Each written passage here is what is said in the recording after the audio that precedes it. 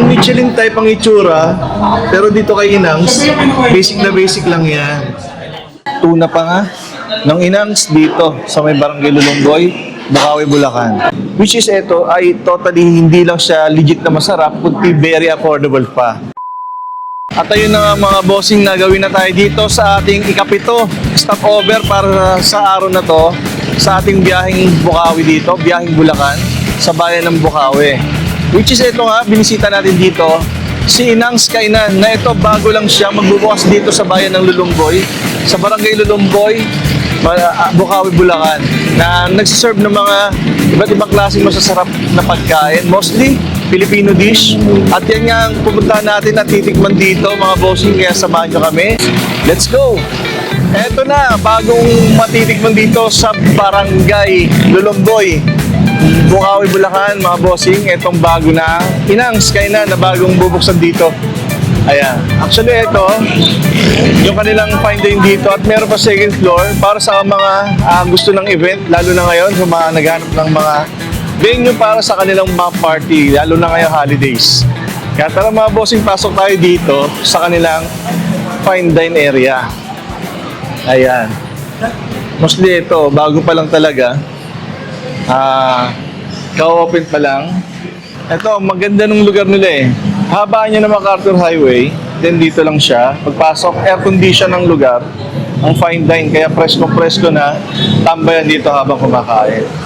And very convenient dahil maraming mga upuan dito na mesa, kaya maraming ma-accommodate ng mga bibisita sa kanila dito. Kay Inangs Kainan sa may Bukawi, Bulacan.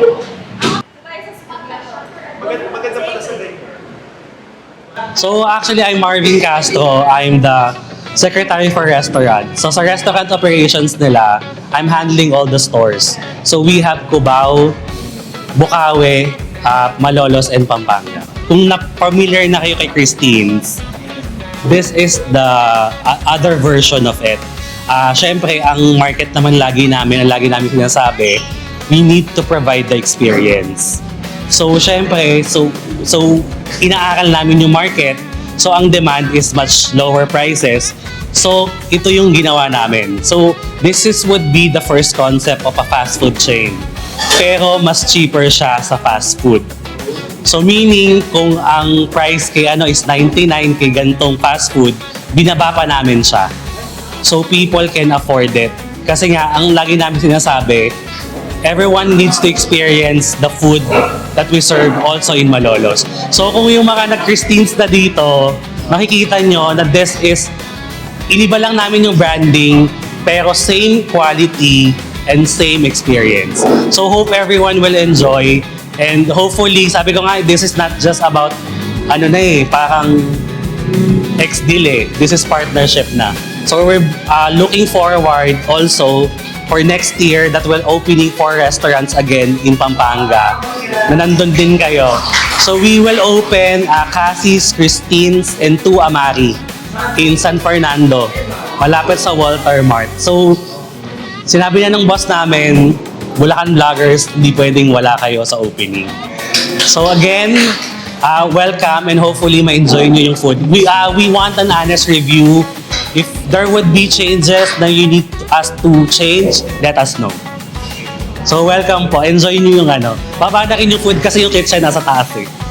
So we will serve the actual. Kung ano po yung actual na makikita nila, yun po. Ang difference lang namin with the fast food, we're serving it kung ano yung plate ng Christine's. So kung ano po talaga kung nakikita nyo sa Christine's, yun din siya. Kaya lang fast food effect. So yun. At ayun na nga mga bossing, nagawin na nga tayo dito sa may Barangay Lulonggoy, sa may Bukawi, Bulacan, kung saan ito binisita natin yung bago pa lang na inyong masusubukan dito, yung bagong tatambayan.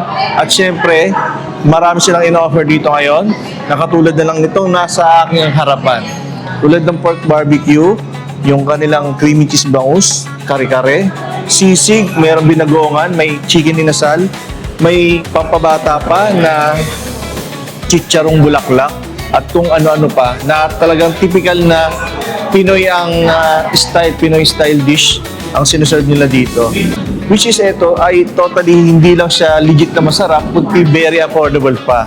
Kaya naman dito sa Inangs, Eto, bago nyo tatambayan dito sa may bayan ng Bukawi, along the road lang siya ng MacArthur Highway, kaya madali lang siyang makita at mapuntahan.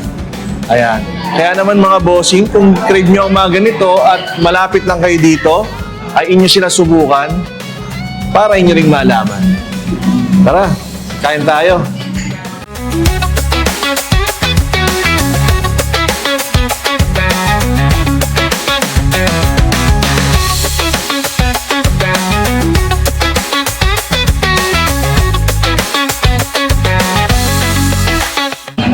Grabe, oh. Ito, oh.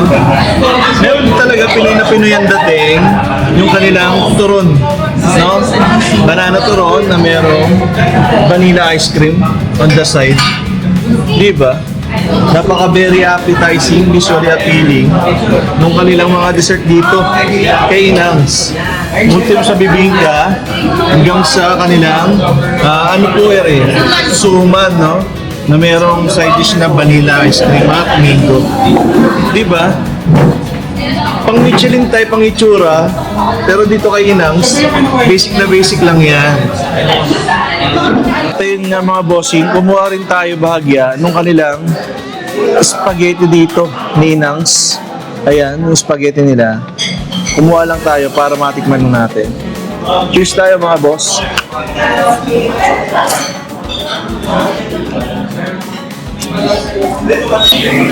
Usually, ito yung mga classic Pinoy spaghetti na talagang sob na sob sa panlasa natin mga Pinoy. Alam nyo na yung datingan. Yung manamis-namis at yung very malasa.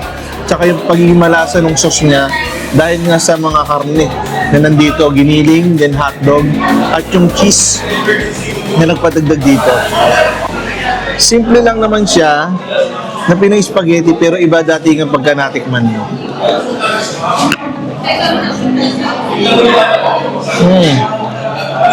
Then ito, isa rin sa mga favorite na merienda natin mga Pinoy, yung palabok. Yan. Kumuha lang din ako ng bahagya para matikman lang din natin. Cheers tayo mga bossing.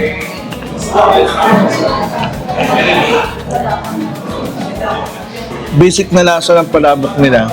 Kapit na kapit doon sa pasta. Hindi siya ganun ka-moist, pero yung lasa, kapit na doon sa pasta niya.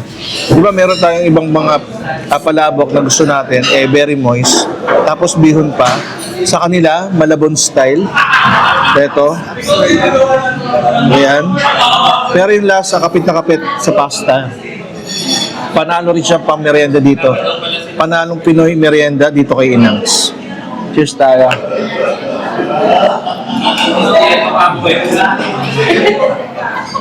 Ito ang tuna.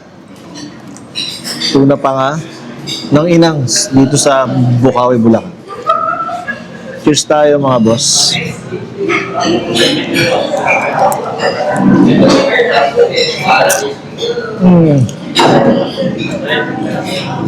Grabe. Legit na masarap, solid. Very smoky. Tama lang yung kanyang marinated sa kanya na pagiging barbecue. At the same time, yung karne ng isda, hindi siya malansa. Lutong-luto siya. Masarap. Literally, talagang eto uubos ng kanin dito. Isa sa mga bestseller, paborito dito. Magiging paborito ninyo dito sa Inangs. Check nyo to mga bossing. Panalo.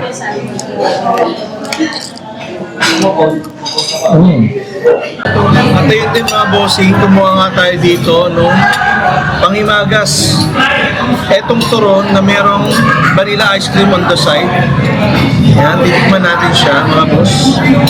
Ito bahagyang luso na yung ice cream eh. Tapos ito, yung kanyang turon. Check natin.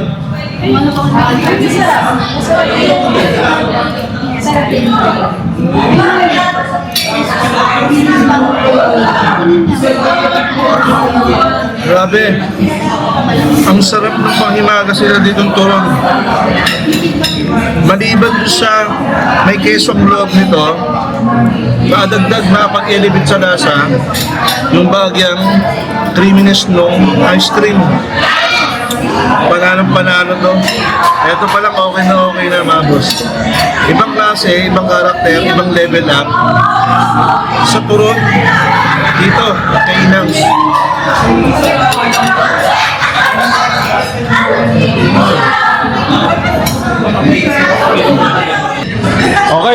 Okay. Kukunin natin yung portion ng mga Bulacan vlogger dito about kay Inang. Ito si Ma'am Jane. Ano yung masasabi mo? Pagkain nila. I like the barbecue. Yung Babalikan ko barbecue siya. nila, no? Yes. Okay, the best. Ayun, si Kenneth. Ayan. Anong pinagusto sa Palabok po. Palabok, Best yung padalo. palabok. Ito, yung hiyas na kagunoy. Ano masasabi mo? Nasabi ko ay masarap yung pagkain nila pero alam mo kung ano mas masarap? Yung presyo ng pagkain nila kasi mahal sa iba to eh. Di ba? Ang masarap pag nakakamura ka at nakakakain ka ng masarap. Napakamura, no? Ay, si Noel. Ano naging paborito mo sa kanila? Sisig tsaka yung suman. Ayun. The best. Nagsupan sa inyo. Ano rin gusto mo? Ako yung binagoongan. Binagoongan, the best. Dito, lipat naman tayo kay Miss April. Ano yung mga naging mas paborito niya? Bibingka, mango sticky rice, inasal, yung turon. Yun. Sarap The lahat. best yun, masarap. Si RR. Yung chicken inasal and yung mango sticky rice. The best. The best din talaga. Ito, si Boss P. Ano ang naging paborito mo sa Inams? Spaghetti tsaka barbecue tsaka yung sticky rice. The best yun. The best. Ito, si Miss Kay, la Bulaqueña. Ito, This one. Turon and Yes. barbecue and pancit canton. yung turun din talaga. No? Yan din isa sa mga naging bet ko eh. Yeah. Si Miss Rachel. Ayan. Turon, saka barbecue. Turun din barbecue. Ito, si Madam. Sa akin talaga, kare-kare. Ang sarap nung, sauce. Yung sauce nila, no? Sauce nila, no? Walang Yeah. palang. Tapos yung, yung bagoong medyo, sa akin medyo may pagkaalat. Pero okay siya dun sa lasa ng sauce. Pag sinabay sa kanin, okay Yes, naman. Tsaka yung sa sauce nila. Tsaka syempre yung turon. Yung turon Sarap din. yung turon, may Si cheese. Ma'am's Journal, yan. Sa Asia, yan. Ang nagustuhan ko yung cheesy bangus, hindi malansa. Tapos yung bibingka nila kasi cheesecake. Galing. Yun, di ba? The best Okay, din. the Tama-tama, magpapasko na, di ba? Meron sila dito. Ayun. Eto si Sir Fernando. Nakwachero Bulaqueño. Ano yung naging paborito mo sa Inams? Ang pinakamasarap yung chicken na nisal ba yan or barbecue? Yun, the best din talaga, no? Bacolod style na. Saka yung bibingka. Ayun, tama-tama. Sarap. The best. Ayun. At ayun nga mga bossing, bagyan natin natikman yung mga paborito lang natin dito, yung mga gusto natin matikman. Probably, mostly, ang dami talagang pagpipilian dito sa bagong tambayan kainan dito sa may Bukawi, Bulacan, etong Inang's Kainan. Na talaga naman, napaka-decente, plating pa lang. Tapos yung presyohan na dito, very affordable pa, magugulat kayo. Disclaimer pa rin ang iniiwan ko sa inyo dahil yung panlasa natin ay very subjective o iba-iba na pwedeng masarap sa akin at hindi naman masarap para sa inyo. Pero kung trade nyo mga ganito at malapit lang kayo dito, ay inyo siya nasubukan para inyo ring malaman mga boss.